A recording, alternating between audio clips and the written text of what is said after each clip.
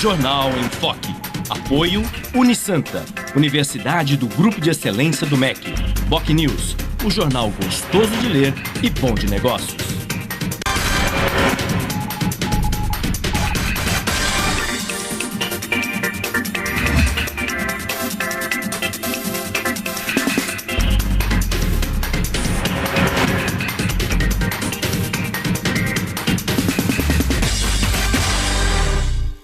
Olá, bom dia. Começa agora pela Santa Cecília TV, ao vivo, uma nova edição do Jornal em Foque. E nesta terça-feira, dia 20 de maio, nós estamos recebendo, com muito prazer, o presidente da Subseção Santos da Ordem dos Advogados do Brasil, Rodrigo Julião, e como comentarista, o colega jornalista Aldo Neto. Vamos conhecer agora as manchetes de hoje com a colega jornalista Paula Paparelli. Bom dia, Paula. Bom dia, Chico. Bom dia a todos. O jornal A Tribuna traz a manchete. Bares pedem mudança em lei sobre música ao vivo. Na Folha de São Paulo, Supremo manda soltar ex-diretor da Petrobras e doleiro. No Estadão, ministro do Supremo Tribunal Federal manda soltar presos da Lava Jato.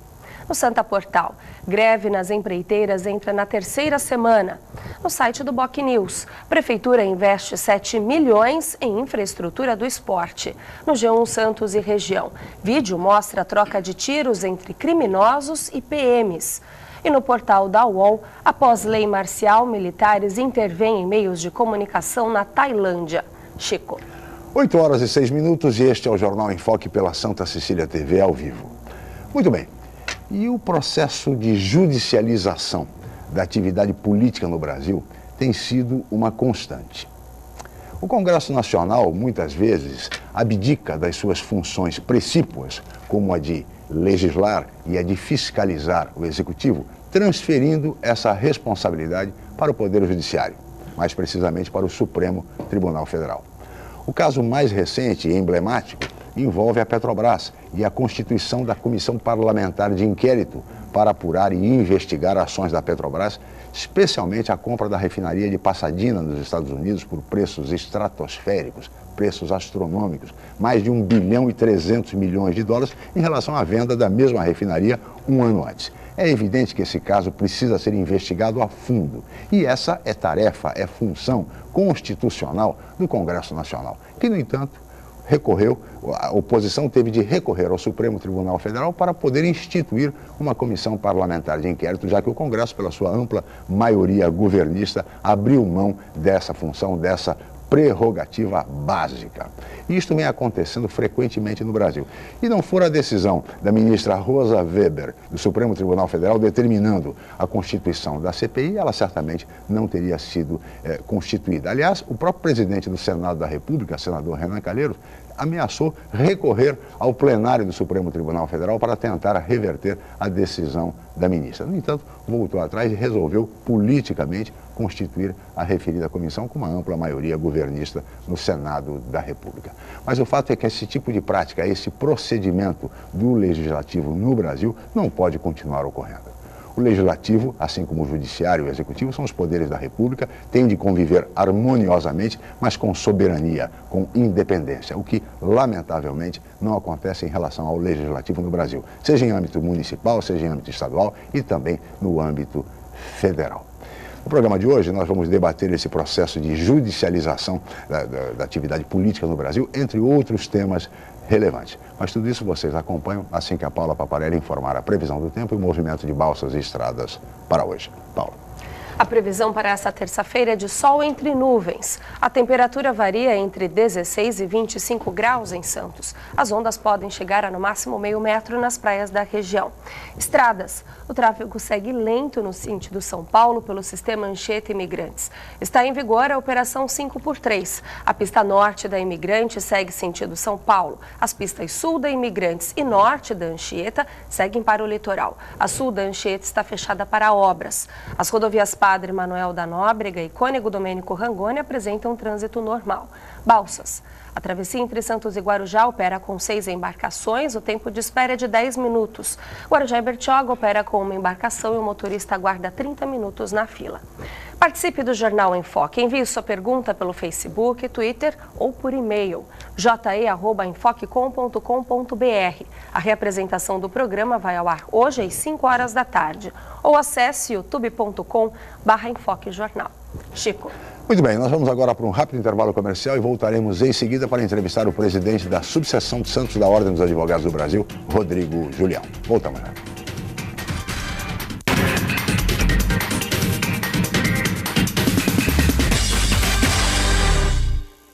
A Unisanta, mais uma vez, entre as melhores universidades do país, pelo Guia do Estudante 2013 da Editora Abril. Na região, é a universidade com maior número de cursos avaliados pelo Guia do Estudante, com a excelente nota 4. A Unisanta foi incluída no seleto grupo de excelência do MEC, no qual estão apenas 9% de instituições de ensino superior do país. Todos os cursos da Unisanta com excelentes conceitos do MEC. Uma grande vitória pelo esforço de funcionários, professores, alunos, ex-alunos e diretores. Universidade Santa Cecília, excelência em educação. O novo formato, o site bocnews.com está mais interativo, dinâmico, com conteúdo ampliado e canal próprio de TV na internet. São mais notícias com credibilidade para curtir e compartilhar, em qualquer hora e lugar, seja pelo computador, tablet ou celular. Inclua o bocnews.com na lista dos seus favoritos e tenha ao seu lado a informação indispensável para o dia a dia. Jornal Bocnews e bocnews.com. Experiência e inovação para bem informar.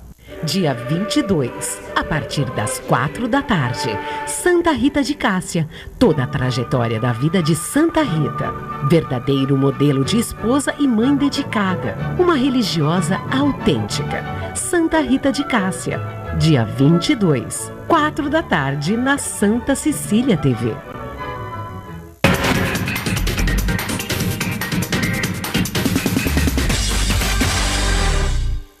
Muito bem, estamos de volta com o Jornal em Foque desta terça-feira, dia 20 de maio. E hoje recebendo com muito prazer o presidente da Subseção Santos da Ordem dos Advogados do Brasil, Rodrigo Julião, e como comentarista, o colega jornalista Aldo Neto. Eu gostaria de começar esse programa, essa entrevista, presidente Rodrigo Julião, falando exatamente daquilo que abordamos no editorial, ou seja, a judicialização do processo político no Brasil. Normalmente o legislativo ele funciona a reboque do executivo, né? De acordo com as conveniências e o interesse, evidentemente, do executivo, lamentavelmente, abdicando das suas prerrogativas, das suas funções básicas. Eu gostaria da sua avaliação inicialmente a respeito desse processo, porque normalmente o judiciário é que acaba dirimindo as questões políticas no Brasil. Que é um processo que absolutamente que não se justifica. E nesse sentido, eu gostaria da sua avaliação como presidente da Ordem dos Advogados do Brasil. Bom dia, obrigado pela presença. Bom dia, Chico, bom dia, Aldo, bom dia a todos os telespectadores. Sempre um prazer enorme estar aqui discutindo temas de relevância não apenas para a região, mas de nível nacional, como é esse agora, a questão da judicialização, né, do Poder Legislativo. É algo que, claro, que nos preocupa, mas ao mesmo tempo que dá uma insegurança para a população, seria necessária uma reforma constitucional, claro, porque o Poder Legislativo no Brasil possui como funções típicas não apenas legislar, né? É função típica do Poder Legislativo legislar e fiscalizar também as contas do Poder Executivo. E esse processo de fiscalização, que normalmente que temos veiculações enormes no cenário nacional, que temos que tomar o cuidado, principalmente em época de eleição, claro, para não desvirtuar essa atividade política do Poder Legislativo. É importante ressaltar também que quando falamos na questão da fiscalização e a judicialização, o poder de fiscalizar conferido ao Poder Legislativo na Constituição Federal, ele não é o poder de julgar eventualmente a participação numa comissão parlamentar de inquérito, porque a CPI não pode impor sanção, apenas emite pareceres, claro, que são enviados à Procuradoria-Geral da República para eventual delito ou eventual inquérito judicial. Mas é algo que temos que estar sempre atentos, né? Temos que estar sempre voltados ao que é o melhor para o país, não deixar que esse procedimento junto ao Congresso Nacional desvirtue a sua função típica de legislar. Claro. Vemos inúmeros projetos de lei importantes no Senado Nacional, onde acabam sendo deixados de lado em virtude de uma CPI ou outra. E o pior de tudo é que, antes mesmo de ser instaurada a CPI, já chega ao Supremo Tribunal Federal questões importantes onde deveriam ser resolvidas dentro do Congresso Nacional e, infelizmente, acabam travando ainda mais a pauta do Poder Judiciário. Sim, e transferindo para o Poder Judiciário decisões que caberiam exclusivamente ao Congresso Nacional. Bom dia, obrigado pela presença. Bom dia, Chico, Julião, Paulo, telespectador. Sem dúvida, isso é fruto da falta de uma reforma política séria no país. Eu queria até aproveitar o gancho e perguntar para o nosso presidente da OAB se ele não acha que precisa se mudar na Constituição esse poder de fiscalização do Poder Legislativo, que sempre usado, como você mesmo falou, foi como força política, principalmente em época de eleição. Talvez, de repente, seguir um modelo americano, onde essa fiscalização é por promotores eleitos também pela população, capacitados, que têm conhecimento de legislação e de formas de fazer uma fiscalização mais séria sobre o Poder Executivo? Uma reforma constitucional nesse nível não está descartada, mas é muito difícil de ocorrer no Brasil, até porque o Poder Legislativo, ele não é o único órgão envolvido nessa situação de fiscalização das contas. Nós temos a participação efetiva dos tribunais de conta, que temos o Tribunal de Contas na União Federal e também os tribunais de conta dos estados, né? A Constituição de 88 proibiu a criação de novos tribunais de contas no âmbito municipal, apenas continuou os existentes, mas essa fiscalização do Legislativo é auxiliada pelo Tribunal de Contas, que seria o órgão técnico que iria auxiliar para a aprovação dessas contas. Mas não está descartada. Eu, particularmente, acho muito difícil esse tipo de reforma, primeiro por falta de interesse e segundo até mesmo porque já são mais de 20 anos esse procedimento, né? Mas é algo que temos que estar preocupados, principalmente na solução para uma efetiva fiscalização correta e uma efetiva fiscalização da forma como prevê o texto constitucional, devidamente auxiliada pelos tribunais de conta e devidamente apurada por parte do Poder Legislativo. O que nós não podemos é desvirtuar esse papel importante do Poder Legislativo no cenário nacional, que é justamente de legislar e fiscalizar as contas. Agora, na esteira dessa discussão, Rodrigo, veja bem, não é o momento de se alterar a legislação no Brasil? Há muita lei, quer dizer, há um cipoal burocrático na legislação brasileira, sobretudo a legislação penal. Não, a legislação no país não está obsoleta, não precisa de uma atualização, de uma grande revisão?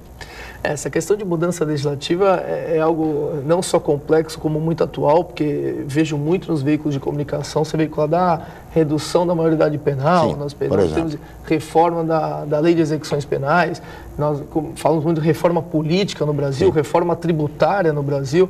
É claro que é necessário. Por quê? Porque o padrão que está no momento não está atendendo às nossas necessidades. Isso é público e notório. Todo dia nós verificamos em todos os veículos de comunicação fatos corriqueiros que a legislação, ao invés, né, de dar uma resposta ou eventual punição severa a alguns infratores, por não acaba protegendo aquele que descumpre a lei. Então, a pessoa, quando chega no judiciário, infelizmente, no nosso país, acaba sendo beneficiado pela falta de investimento, pela falta de estrutura. Então, isso é algo que nós temos que procurar adequar todo o nosso sistema legislativo com a nossa realidade. Um dia desse eu estava conversando no programa aqui nessa emissora também, que foi discutir essa questão da reforma da legislação penal. Eu, particularmente, eu sou favorável a uma reforma que dê maior efetividade ao cumprimento das decisões, porque o nosso sistema penitenciário, infelizmente, ele não está lá para ressocializar aquela pessoa que ingressa. Então, nós temos que tomar uma preocupação e dar efetividade ao cumprimento das decisões, para que isso sirva de exemplo às demais pessoas a não ficarmos figurando com impunidades no dia a dia. É claro que eu sou favorável a uma reforma política, a uma reforma no sistema penitenciário, só que isso, num espaço curto de tempo, é muito difícil de sair.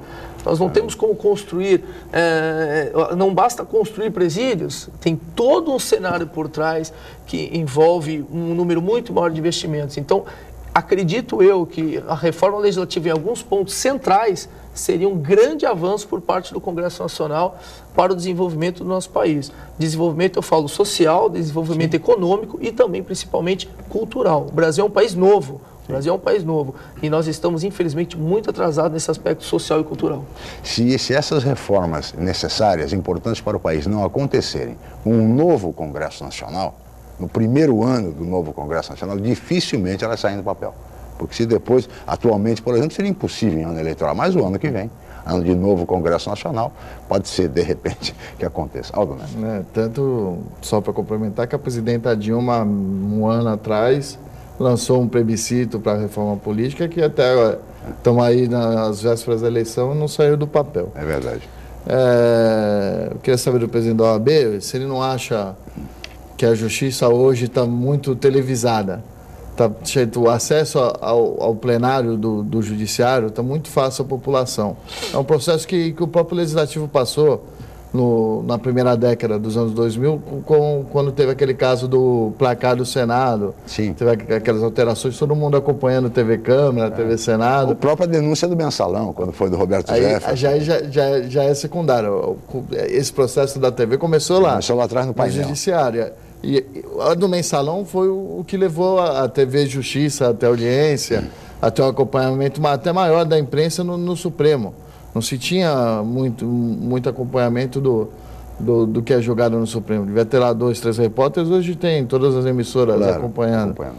Esse processo de judicialização na TV não está atrapalhando tanto na decisão dos juízes, como no próprio processo, no correr normal do processo dentro do tribunal? É um tema que eu vejo que tem 2 pontos, né? Por um lado, seria saudável porque a fiscalização por parte da população e o entendimento por parte da decisão, de algumas decisões técnicas, seria mais fácil no dia a dia, o que daríamos uma maior transparência ao Poder Judiciário, o que é muito saudável.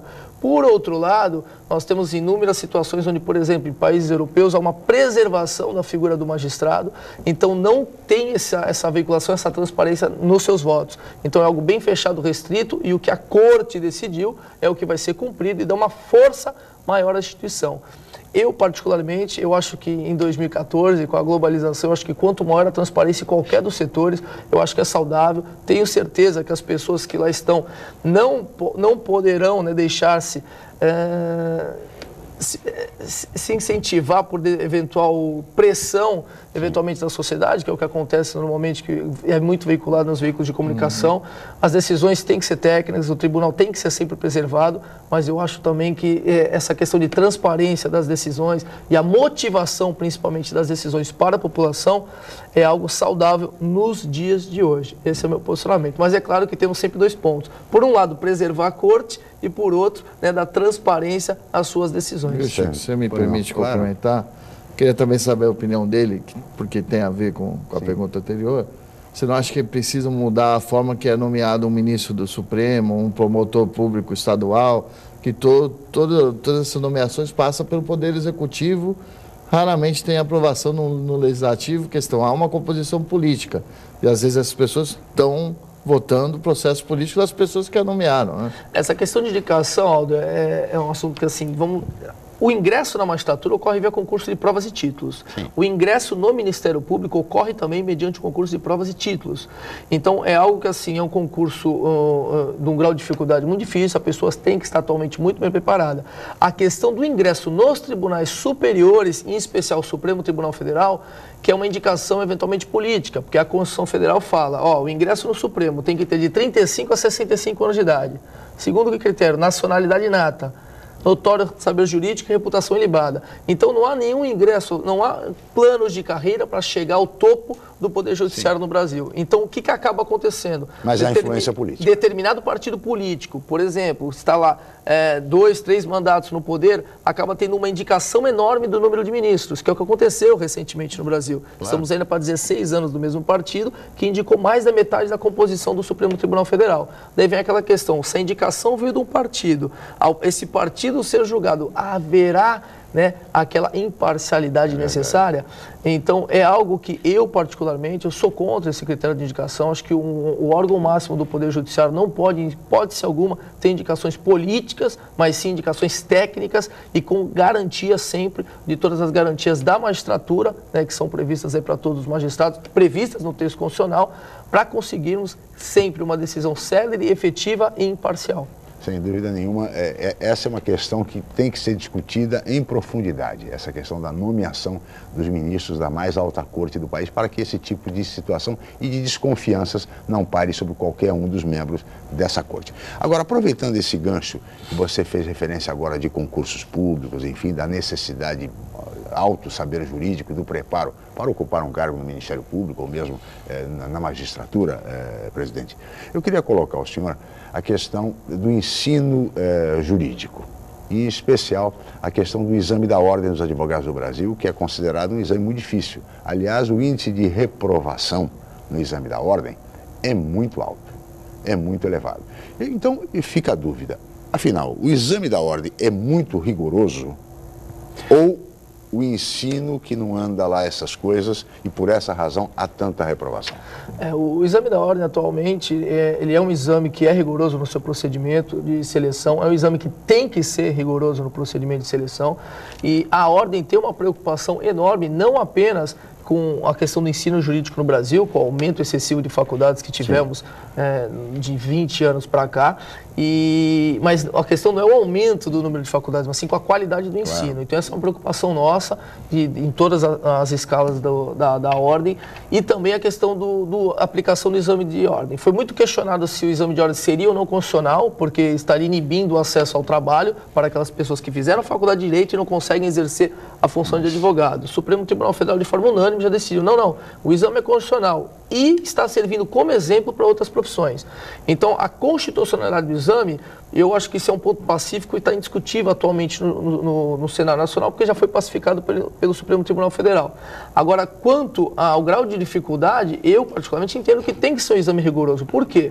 A responsabilidade do advogado no exercício da sua função é enorme. Claro. A advocacia, ela tem uma função institucional, não apenas de levar o cidadão ao Poder Judiciário, mas nós somos o destinatário final da tutela jurisdicional, que é o cidadão.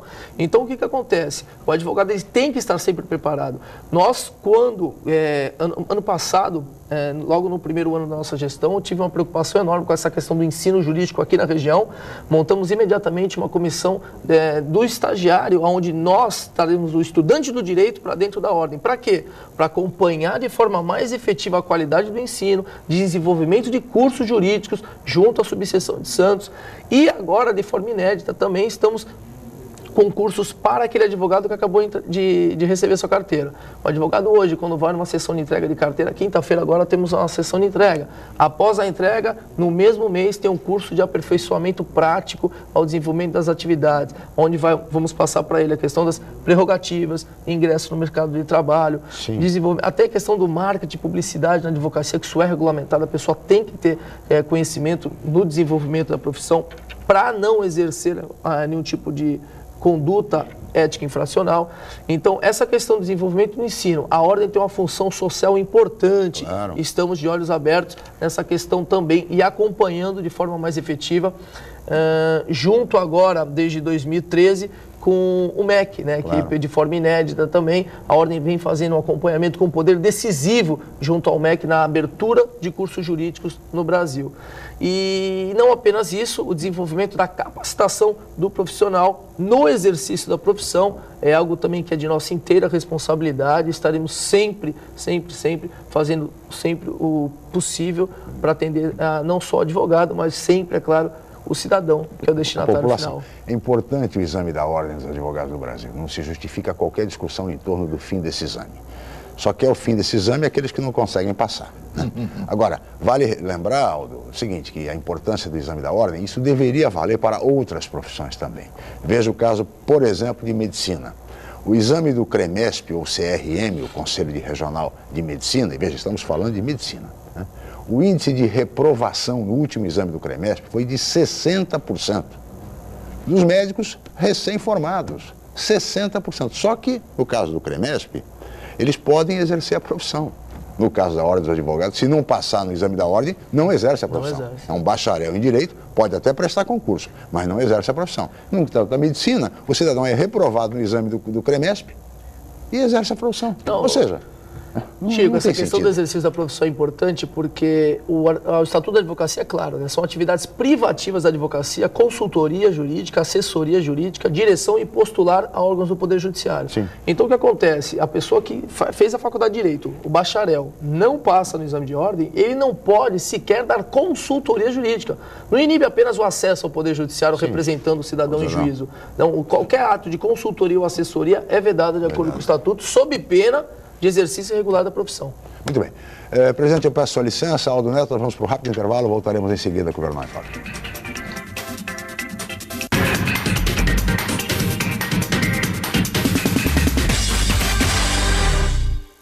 Realize seu sonho do ensino superior. Faça o vestibular da Universidade Santa Cecília em ensino à distância. Cursos de pedagogia, gestão ambiental, gestão de recursos humanos, gestão financeira, logística, marketing, processos gerenciais e segurança pública. Vestibular Universidade Santa Cecília em ensino à distância. A menor distância entre você e o mercado de trabalho. Informações 3202-7101. Inscreva-se já. www.unisanta.br/vestibular.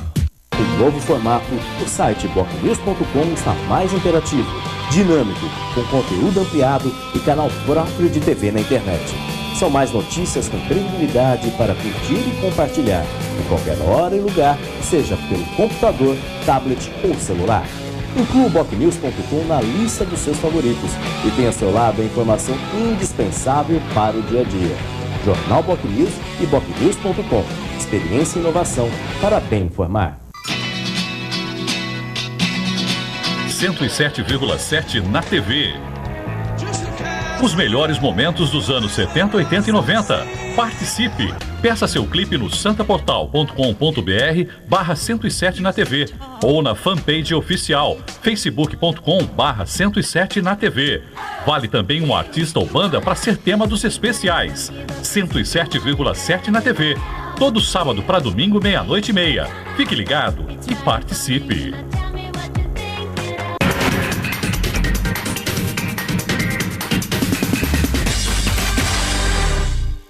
Muito bem, estamos de volta com o Jornal em Foque desta terça-feira, dia 20 de maio. E hoje recebendo com muito prazer o presidente da Subseção Santos da Ordem dos Advogados do Brasil, Rodrigo Julião, e o colega jornalista Aldo Neto como comentarista.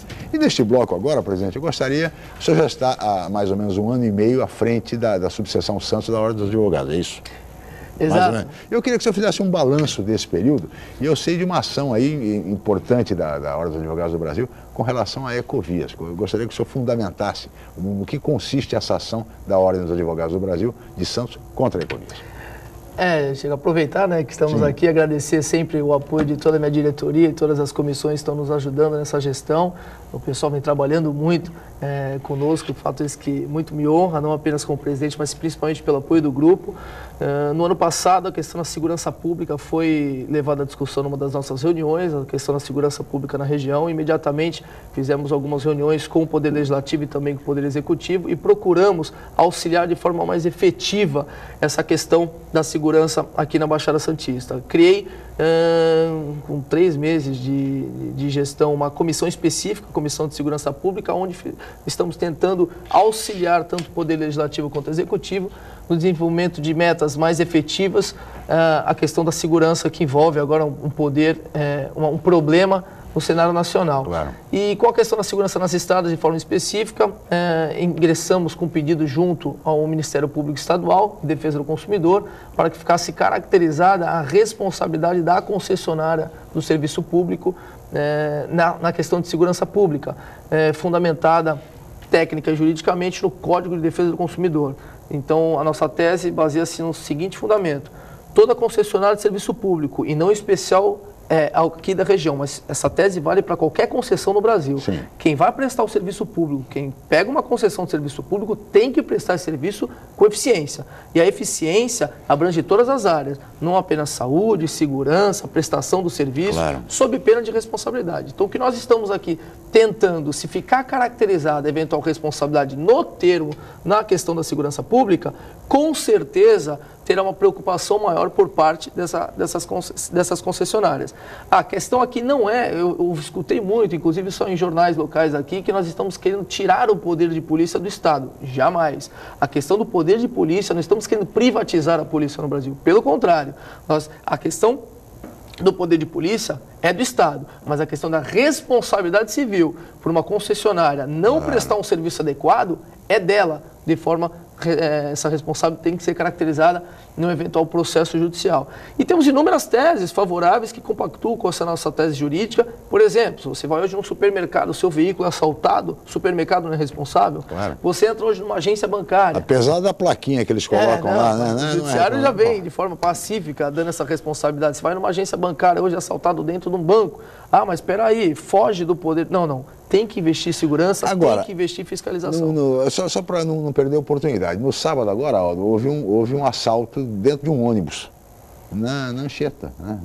Descendo na descida da serra, quando chegou na altura de Cubatão, 2 jovens fizeram um assalto em todos os passageiros. Ao que parece, está tornando-se corriqueiro, né, na região agora. Nesse caso especificamente, caberia uma... Quem está prestando um serviço, se houve falha naquela prestação, eu particularmente entendo que não basta oferir lucros, vocês têm que dar um retorno. E a teoria do risco, claro, né? É o risco do empreendimento, é o risco do negócio. Então você pega, por exemplo, as concessionárias ou essas empresas que trabalham com o transporte público. Tem um lucro? Tem lucros enormes. Você pega algumas concessionárias do Brasil, os lucros ultrapassam bilhões, casa dos bilhões. Então por que não ser responsável também nesse tema? Sim. Não estamos falando em retirar o poder de polícia do Estado, pelo contrário, mas passar essa responsabilidade também a todas as concessionárias do serviço público. Importante também, Chico, nós temos que aqui ressaltar o trabalho que vem sendo desenvolvido na questão de segurança também pela concessionária Ecovias. A Ecovias chamou a ordem para uma reunião de forma inédita, nós fomos à concessionária 2, 3 dias depois do ingresso da representação do Ministério Público, e foi demonstrado para nós tudo que vem sendo feito, e firmamos uma parceria no seguinte sentido: olha, a OAB Subseção Santos vai ajudar de forma mais efetiva. Uma vez por mês teremos reuniões mensais que envolvem segurança pública no sistema Anchieta Imigrantes, e a Subseção de Santos estará participando dessas reuniões, vendo para onde está indo o investimento de segurança, o que está sendo feito, as áreas mais carentes que precisam de investimento maior e, principalmente, auxiliar a concessionária na aprovação de projetos junto ao Executivo e Legislativo que envolve zonas periféricas, porque o que acontece muito, tem que iluminar determinado ponto da rodovia, mas essa iluminação não é nossa, é do município X, e acaba um passando para o outro problema, e a população acaba sendo prejudicada. Então tivemos esse retorno rápido da Ecovias, agradeço aqui mais uma vez a Ecovias pela resposta dada à subseção, pelo respeito à Ordem dos Advogados do Brasil e principalmente por essa parceria em nós auxiliarmos. E essa parceria nada isenta a nossa tese de responsabilidade, mas é algo que a Ecovias, a concessionária, vem mostrando que está fazendo a sua parte também. Então vamos procurar, junto ao Poder Executivo Municipal, Estadual e Federal, que também faça, né, a sua parte na questão da segurança. É importante essa participação da OAB nesse problema da Ecovias, que chega a ser noticiário diário, né? Todo dia se tem algum problema ali, a pedra que joga em cima do viaduto de Cubatão, arrastão dentro disso. Ora, na linha de fazer um balanço da gestão, eu queria saber do presidente como é que anda a questão das prerrogativas. A gente tem acompanhado que vocês têm feito uma campanha forte de alertar o advogado para isso. Mas mesmo assim tem alguns advogados que reclamam de demora no andamento dos processos na comissão de prerrogativas da OAB. Se isso está acontecendo, se está tendo muita reclamação por parte dos advogados, como é que está essa questão? Essa questão das prerrogativas e também do julgamento de processos disciplinares é uma preocupação nossa. E imediatamente, no primeiro mês de gestão, nós instauramos 2 novas comissões de ética. Primeiro, para dar maior efetividade ao processo disciplinar. A ordem não pode cobrar do Poder Judiciário uma celeridade se internamente demora para julgar seus próprios pares. Então, aquele advogado que eventualmente teve uma conduta que denigra a imagem da advocacia, ele tem que ser, claro, com o direito ao contraditório, ampla defesa, mas a ordem tem que dar uma satisfação também. Tivemos essa preocupação, criamos 2 comissões de ética e disciplina. E na parte de prerrogativas, descentralizamos todas as nossas prerrogativas, reformulamos todas as comissões, estamos com excelente relacionamento, tanto com o Poder Legislativo, Judiciário e Executivo, e principalmente passar ao advogado e ao cidadão, né, não o direito das nossas prerrogativas, mas o dever do cumprimento. Porque eu costumo falar que quando o advogado tem a sua prerrogativa lesada, não é ele que está sendo lesado, é o cidadão, que é o destinatário final da tutela jurisdicional. Então, quando a eventual autoridade não cumpre uma prerrogativa do advogado, não está lesando aquele profissional, mas sim o quê? Ao cidadão. Então, esse conhecimento tem que ser passado à população e para todas as pessoas que envolvem, né, o Poder Judiciário, e tenho certeza que estamos num caminho certo. O relacionamento com os demais poderes está excelente aqui na região, o desenvolvimento de projetos que envolvem tanto a parte de prerrogativas como a parte institucional e social vem andando com uma forma muito rápida. Estava conversando agora há pouco com o prefeito Paulo aqui, né, ao vivo aqui no programa. Temos projetos que vinculam o executivo junto com a ordem e também o legislativo. Estamos todos interagidos para quê? Para procurar prestar um serviço de qualidade para a população, não apenas na solução dos conflitos, mas principalmente na instituição de políticas de cidadania que envolve a região. Passar aqui em primeira mão, Chico, estamos agora para aprovar junto à Câmara de Vereadores um novo convênio com a Prefeitura. Então reformulamos todo o nosso convênio. Então a prestação do convênio para a sociedade, como foi feito há muitos anos, o cidadão tem que ir lá junto à Prefeitura e falar, olha, eu estou com um problema, me ajude. Daqui para frente não. Montamos um convênio onde a subseção de Santos vai atender diretamente nos bairros mais carentes. Tivemos uma situação onde determinado bairro sofreu, por exemplo, com enchente, tivemos incêndio em determinada favela. Olha, a Prefeitura, via OAB, está levando profissionais para passar para aquela população no local os direitos que tem garantidos, o que pode ser feito no âmbito judicial para garantir direitos básicos de saneamento, moradia, alimentação, remédio, saúde.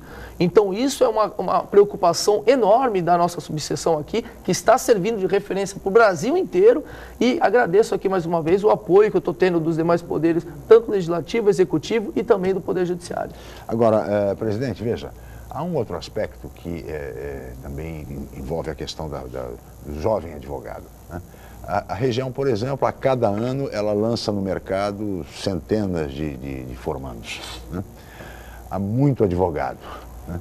Há espaço, há mercado de trabalho para tantos jovens profissionais? Qual é o papel da Ordem dos Advogados no sentido enfim, de buscar mercado profissional para toda essa demanda anual? Chico, esse problema do número de profissionais em determinada profissão não é um problema exclusivo da advocacia. Tá? Se fala que tem pouco advogado no Brasil, não. Nós sabemos que é um número de profissionais. Só que, por outro lado, diferentemente de todas as outras profissões, que também com o aumento das faculdades aumentou muito o número de profissionais, eu penso que a advocacia é diferente de todas as demais, porque o mercado de trabalho que envolve a faculdade de Direito, eu não vejo nenhuma profissão com um leque tão grande de alternativas. A pessoa, quando sai de uma faculdade de Direito, ela tem a opção de carreira pública em inúmeros concursos, advocacia pública em inúmeras áreas, advocacia particular em N setores. Você tem advogado especialista em Direito Eletrônico, em Direito Nuclear, você pega em Direito de Família, Direito Eleitoral, Direito Desportivo. Né? Claro. Então, assim, o leque de opções é enorme. Agora, cabe àquele profissional, o que eu costumo falar, inclusive nas sessões de entrega de carteira, gente, esse mercado de trabalho que dá um receio hoje para vocês que estão começando, é esse mesmo mercado que vai separar o bom do mau profissional, porque aquele bom profissional, ele tem espaço em qualquer mercado. Então, cabe a pessoa, em qualquer profissão, cabe à pessoa a consciência da importância do exercício da sua profissão de forma digna, com responsabilidade, de forma ética, garantindo as prerrogativas. E é isso que eu acho que faz a diferença. E claro que alguns poderão reclamar porque não estão tendo, é porque não encontraram ainda, né, o seu espaço nesse mercado, que é um mercado difícil, mas esse mesmo mercado que assusta é ele que diferencia o bom do mau profissional. Mas a ordem está aberta para indicar, para orientar, enfim... Sem dúvida nenhuma. O nosso mercado de trabalho aqui na região, nós procuramos auxiliar o jovem advogado, por exemplo, com a maior dificuldade hoje de uma pessoa que depois se forma iniciar na advocacia. Seria a questão de clientes? Não, porque nós temos os convênios com as prefeituras. A pessoa pode atender a população carente. A rotatividade do convênio é algo que queremos melhorar? Estamos melhorando já. Então, é algo que tivemos no primeiro ano de gestão, um aumento em 35% do número de atendimentos no dos conveniados. Sim. Agora, por outro lado, a questão da estrutura do escritório é algo difícil. Sim. Por exemplo, alguém começa a exercer advocacia, vai ter que alugar, contratar uma secretária, investir em informática, que nós temos o processo digital agora. Claro. O que nós, como subseção, podemos fazer? Primeiro, a capacitação profissional, inúmeros cursos de informatização. Segundo, a estrutura da ordem à disposição do advogado. Era um projeto nosso, durante toda a campanha em 2012, conseguir trazer o advogado junto para a OAB. De que forma? Vamos montar um escritório compartilhado aqui dentro. Hoje em dia, na subseção de Santos, de forma inédita, qualquer advogado que queira atender o seu cliente no espaço reservado, com secretária, com internet, com impressora, com tudo que tem que ter para atender, atende dentro da subseção, reservando o horário previamente, para a questão de organização, ao custo de R$10 a hora. Aí você fala, pô, mas R$10 a hora para quê? Para pagar o quê? Para ficar uma taxa simbólica. Então, assim, não tem desculpa de falar, não consigo custear o meu escritório. Está aí, portanto, uma bela iniciativa da subseção de Santos da Ordem dos Advogados do Brasil. Presidente, eu peço sua licença, nós vamos para mais um rápido intervalo e voltaremos em seguida com o Jornal em Foque.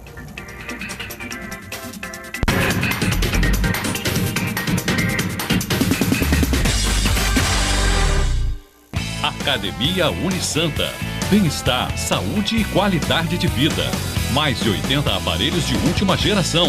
Profissionais qualificados para orientar as atividades de modo personalizado. Ambiente agradável com muito conforto para todas as idades. Musculação é na Unisanta. Academia Unisanta. Dê uma força para a sua saúde. Informações 3202-7126. Com novo formato, o site bocnews.com está mais interativo, dinâmico, com conteúdo ampliado e canal próprio de TV na internet. São mais notícias com credibilidade para curtir e compartilhar, em qualquer hora e lugar, seja pelo computador, tablet ou celular. Inclua o bocnews.com na lista dos seus favoritos e tenha ao seu lado a informação indispensável para o dia a dia. Jornal Bocnews e bocnews.com. Experiência e inovação para bem informar. Campeonato Paulista é na Santa Cecília TV. Só aqui você assiste os jogos dos times da nossa região. Acompanhe a classificação dos times e notícias do futebol no santaportal.com.br. Campeonato Paulista é emoção do começo ao fim. Exclusivo. Realização Federação Paulista de Futebol. Apoio Nita Alimentos. Leve momentos deliciosos para sua casa. Atri Fiat em Santos e São Vicente. Plano de assistência familiar. Ozan, em respeito a você. Presente em toda a Baixada Santista. Promoção Sistema Santa Cecília de Comunicação.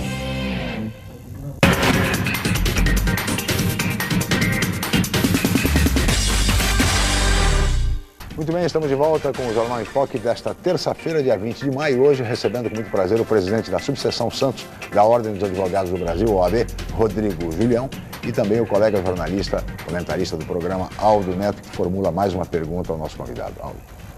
Presidente, a OAB, como você colocou no bloco anterior, acabou de passar por um processo de digitalização dos próprios processos, até para diminuir custos, porque é algo muito interessante. Porém, esse processo acabou recebendo críticas de advogados, principalmente em questões como, eu tenho um processo que envolve a planta de um prédio, como é que eu vou escanear a planta do prédio e anexar ao processo? E mesmo os advogados mais antigos, que têm todo o valor pela experiência, não estão muito habituados ao processo digital. Como é que você está enxergando esse processo da digitalização dos processos lá e a OAB vê isso? A questão da informatização, Aldo, obrigado pela pergunta, assim, é sempre atual a questão da informatização em qualquer profissão. No Poder Judiciário é algo que está atual e está atrasado, porque o processo eletrônico é um projeto que já vem há mais de 10 anos, a informatização do Poder Judiciário e, infelizmente, até a presente data, não está de forma completa. Houve um avanço muito significativo no Brasil, principalmente também aqui no estado de São Paulo, e eu, como advogado e como presidente, claro que sou favorável à informatização do processo. Vai trazer celeridade? Vai diminuir custo? Vai. Agora, o que nós somos contrários foi o procedimento de implantação. Tá? Não adianta, por exemplo, você falar em informatização do processo, onde nós temos, por exemplo, um Conselho Nacional de Justiça no Brasil, que está lá para padronizar procedimentos do Brasil inteiro, e nós temos um sistema na sua trabalho, um sistema na sua federal, um sistema na sua estadual, dificulta o exercício da atividade profissional. A capacitação do advogado é algo que a ordem vai estar sempre fazendo. Agora, não adianta você capacitar o advogado para um procedimento aqui no estado de São Paulo e quando ele pode exercer atividade no Rio de Janeiro é outro, porque não informatiza e faz uma coisa uniforme no Brasil inteiro. Eu penso que seria o caminho mais rápido e mais eficaz. Por outro lado também, verificamos que algumas comarcas do interior, o procedimento foi imposto, o processo é obrigatório e falta equipamentos. Então não dá para você implantar um procedimento obrigatório a todos se você não tem um investimento adequado naquela determinada jurisdição. Então, assim, quanto ao processo digital, é um avanço? Claro que é um avanço.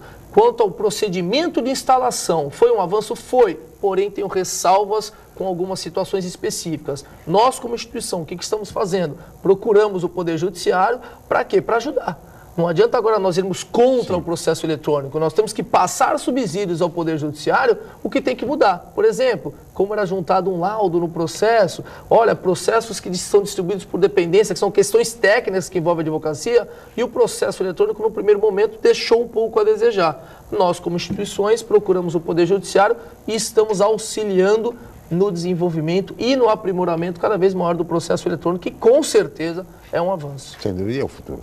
Aliás, já é o presente. Agora, presidente, nós estamos às vésperas da Copa do Mundo, faltam aí 2 ou 3 semanas, e a nossa região, como se sabe, receberá 3 seleções estrangeiras, 3 delegações, a seleção do México, de Costa Rica, no caso de Santos, e da Bósnia e Herzegovina, no caso de Guarujá.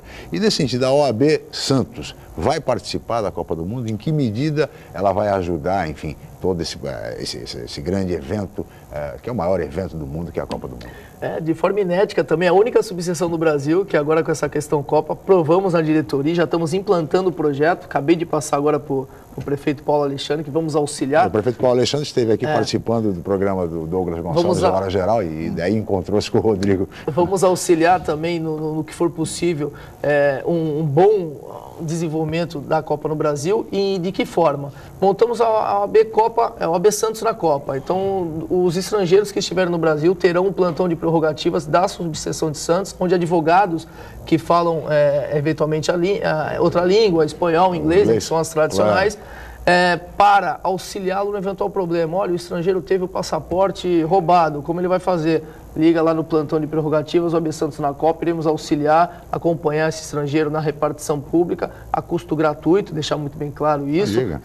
Pegaremos também o nosso convênio, nossa comissão de prerrogativas que irá nos ajudar. Eu acho que é um momento importante, claro. O Brasil tem que dar exemplo e a OAB não pode ficar de fora nesse evento também. Então, de forma inédita, a primeira subseção no Brasil que vai auxiliar os estrangeiros.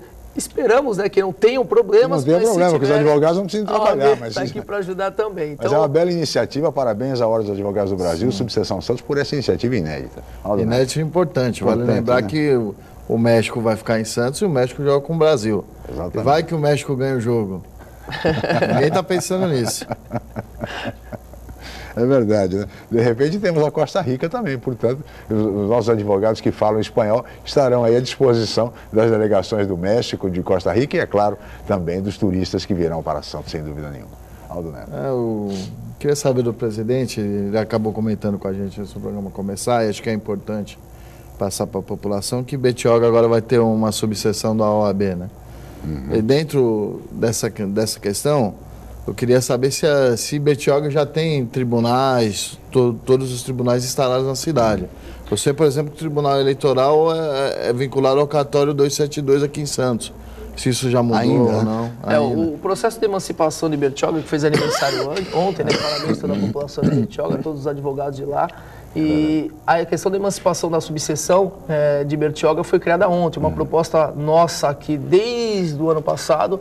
Foi feita reunião de presidentes locais, então procuramos juntar todos os presidentes das subseções que envolvem aqui a Baixada Santista. Um abraço a todos eles, parabéns pelo trabalho que vem sendo desenvolvido. Então, no fortalecimento da região. Então, o nosso pensamento qual é? A região tem que estar fortalecida. E eu não via cabimento, por exemplo, a advocacia de Betioga ser vinculada à subseção de Santos ainda. Até porque para chegar em Betioga você passa pelo Guarujá, onde tem uma subseção no Guarujá. Então, o que acontece? Temos atualmente 170 advogados militando lá em Betioga, que eram totalmente vinculados à nossa subseção.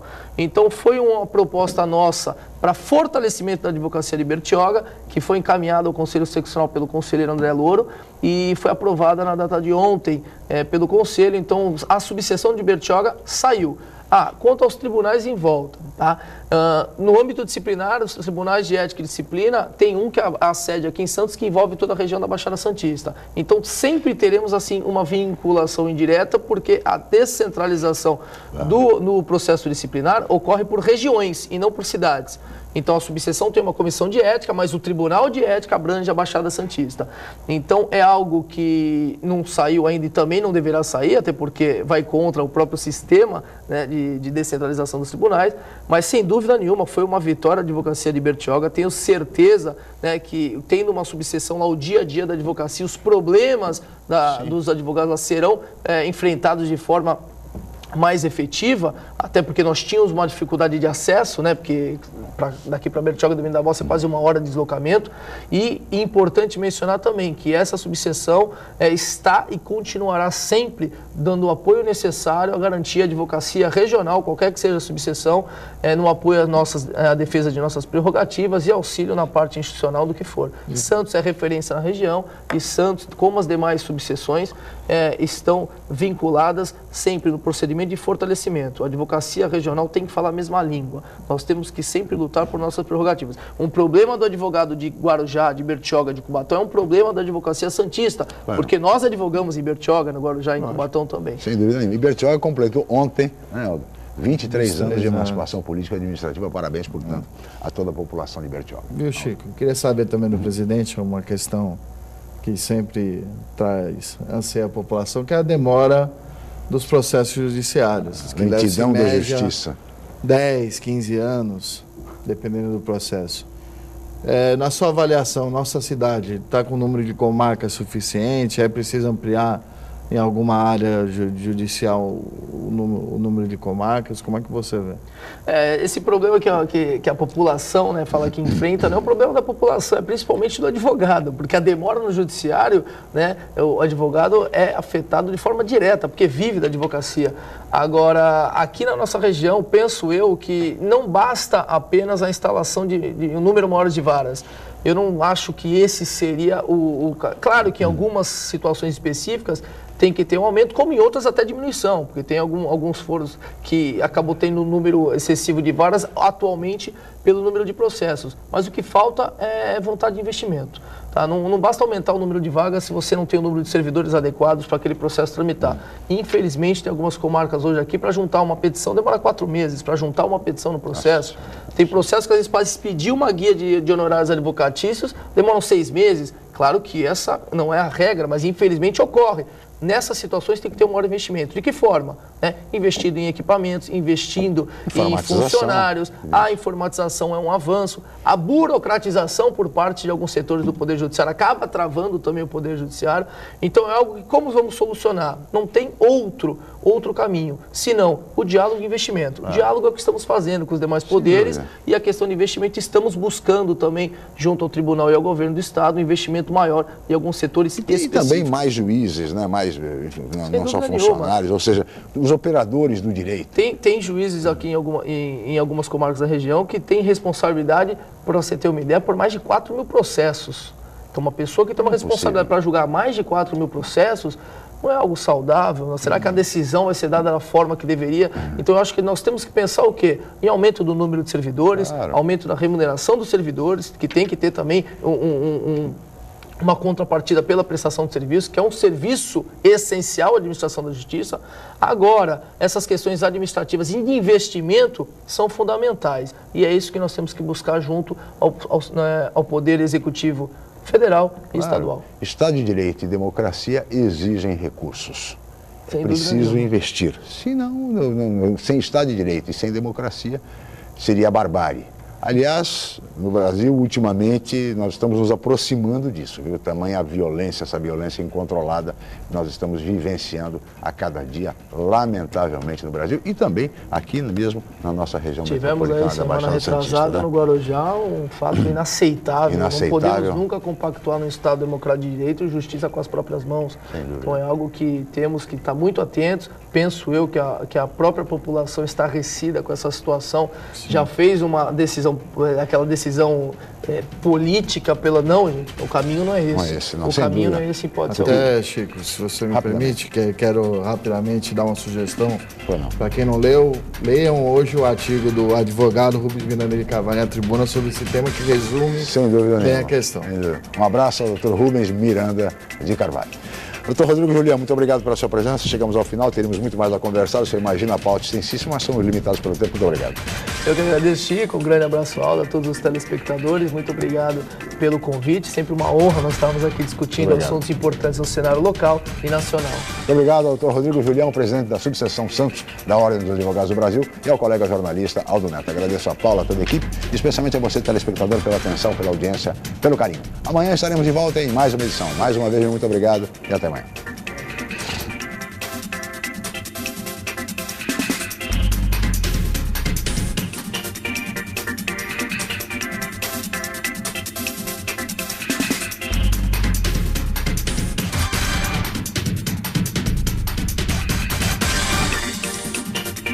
Jornal em Foque.